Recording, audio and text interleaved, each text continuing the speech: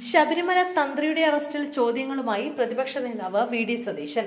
തന്ത്രി രാജീവ് കണ്ഠരരെ എന്തിന് അറസ്റ്റ് ചെയ്തെന്ന് സർക്കാർ പറയണമെന്ന് വി.ഡി. സതീശൻ ആലുവയിൽ മാധ്യമങ്ങളോട് പറഞ്ഞു. കുറ്റകൃത്യത്തിൽ അദ്ദേഹത്തിന്റെ പങ്കാളിത്തം എന്താണ്? തന്ത്രിക്കെതിരെ തെളിവിന്റെ അംശം പോലും ഇല്ലെന്നാണ് കോടതി പറഞ്ഞിട്ടുള്ളത്.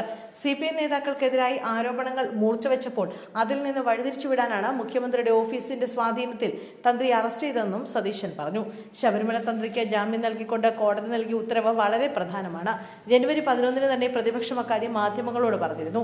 തന്ത്രിയെപ്പോലെ ഒരാളെ അറസ്റ്റ് ചെയ്യുമ്പോൾ എന്ത് കാരണത്തിലാണ് അറസ്റ്റ് ചെയ്തതെന്നും കുറ്റകൃത്യത്തിൽ അദ്ദേഹത്തിന്റെ പങ്കാളിത്തം എന്താണെന്നും വ്യക്തമായി പൊതുസമൂഹത്തോട് പറയേണ്ട ചുമതല പ്രത്യേക അന്വേഷണ സംഘത്തിനുണ്ട്. എന്തിനാണ് കേസിൽ ഒരു പങ്കാളിത്തവും ഇല്ലാതെ ശബരിമല തന്ത്രിയെ 41 ദിവസം ജയിലിലിട്ടതെന്ന് അന്വേഷണ സംഘം പറയണം.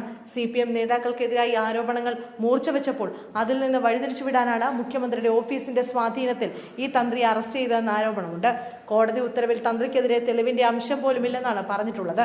ഹൈക്കോടതിയുടെ ഡിവിഷൻ ബെഞ്ച് തന്ത്രിയെ അറസ്റ്റ് ചെയ്യാനുള്ള കാരണമെന്തെന്ന് അന്വേഷിക്കണമെന്ന് പറഞ്ഞ സതീശൻ ശബരിമല സ്വർണ്ണക്കേസ് മുഴുവൻ പ്രതികളും പുറത്തിറങ്ങി ഒന്നുമില്ലാതെ അവസാനിക്കുമെന്നും കൂട്ടിച്ചേർത്തു.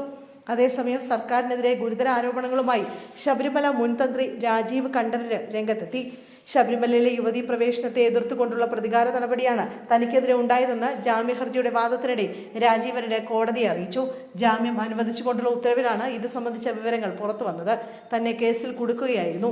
ശബരിമല യുവതീ പ്രവേശന വിധിയുണ്ടായപ്പോൾ ആചാരലംഘനം പാടില്ല എന്ന നിലപാട് സ്വീകരിച്ചു.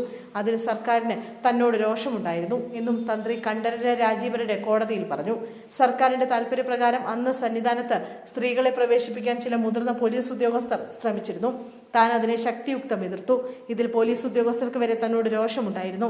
ഭരണകക്ഷിയിലെ പലർക്കും തന്നോട് പകയുണ്ടായിരുന്നു. ഇതിന്റെ അടിസ്ഥാനത്തിലാണ് സ്വർണ്ണക്കൊള്ളയിൽ തന്ത്രിക്കും പങ്കുണ്ടെന്ന വാദം മെനഞ്ഞതെന്നും കണ്ഠരര് രാജീവരര് ആരോപിക്കുന്നു.